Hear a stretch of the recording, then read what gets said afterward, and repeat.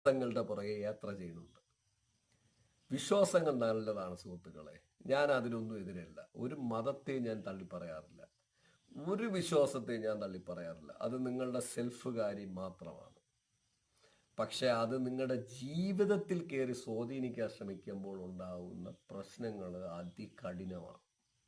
യാഥാർത്ഥ്യം നമ്മൾ മറന്നുപോയി അതിലങ്ങോട്ട് നമ്മുടെ ബ്രെയിൻ അഡാപ്റ്റ് ആവും.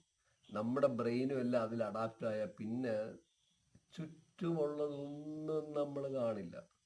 അത് നല്ലൊരു പ്രണയം പോലെയാണ് ഈ മധു.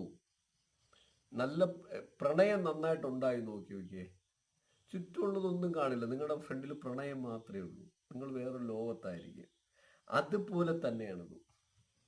ഇത് മാത്രമല്ല എന്തും. അപ്പൊ അങ്ങനെ ഒരു പ്രോബ്ലംസ് എൻ്റെ കാഴ്ചപ്പാടിൽ കൂടി ഈ സിനിമയിലുണ്ട്. അത് ഞാൻ കണ്ട നെഗറ്റീവ്. പ്രേക്ഷകരെ നിങ്ങൾക്ക് അത് തോന്നൂല. ഞാൻ കണ്ട നെഗറ്റീവ് ഞാൻ പറഞ്ഞു. അങ്ങനെ ഒരു അന്ധവിശ്വാസത്തിന്റെ ഒരു നിഗൂഢ താഴ്വര ഈ സിനിമയിൽ തലൈവ തലവിൽ ഉടനീളമുണ്ട്.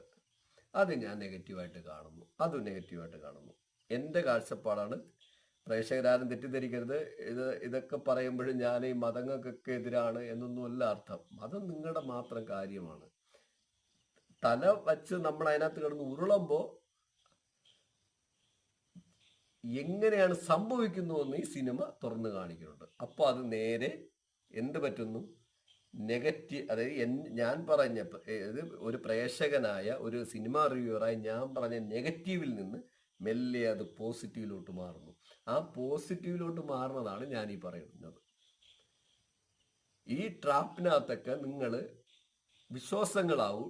ട്രാപ്പിക്കലി പോയി അതിനകത്ത് അഡിക്റ്റായി കൊടുക്കരുത്. അഡിക്റ്റായി കഴിഞ്ഞാൽ എന്ത് സംഭവിക്കുന്നു? ഈ സിനിമ തുടക്കം മുതൽ അവസാനം വരെ സ്റ്റൈലാഷ് കാണിക്കുന്നുണ്ട്. പട എൻഡിൽ അത് കൃത്യമായിട്ട് പറയുന്നുണ്ട്. ഇതൊന്നുമല്ല,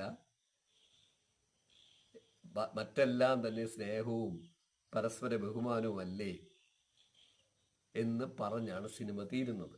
സിനിമയെക്കുറിച്ച് ഞാൻ കഥയൊന്നും പൊളിച്ച് പറയില്ല. ഞാൻ എൻ്റെ കാഴ്ചയിൽ കണ്ട നെഗറ്റീവ്, എനിക്ക് തോന്നിയ നെഗറ്റീവ് പറഞ്ഞു. ഇനി പോസിറ്റീവ്സ് ഒരു രക്ഷയില്ല കേട്ടോ. ഒന്നാമത് ഈ സിനിമയുടെ ഏറ്റവും പോസിറ്റീവ് എന്ന് പറയുന്നത് സിനിമയുടെ ഡയറക്ഷനാണ്. ഡയറക്ടർക്ക് 100ൽ 100 മാർക്ക് കൊടുക്കുകയാണ്. അത് എന്തുകൊണ്ടെന്ന് ചോദിച്ചു കഴിഞ്ഞാൽ ഈ പടത്തിൽ സിംഗിൾ സീനും ഇല്ല.